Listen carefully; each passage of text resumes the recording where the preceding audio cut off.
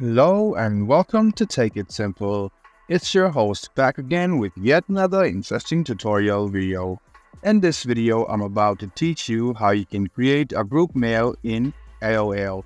You can call it a group mail or a distribution list. Open the AOL in your phone or your computer device. After opening your AOL mail, just go ahead and press Contacts on the left corner. As you press Contacts, you can see this page load up. Go and press on List and then Create List. Create the name of the list. Let's suppose I want to name it Distribution Email Group or Distribution Group Email. After you name the list, you should go ahead and add the contacts who you want to add in your distribution list or your group mail. After you do so, click on Save and then press on Email this list. As you press on Email this list, you will send a group mail to these selected contacts.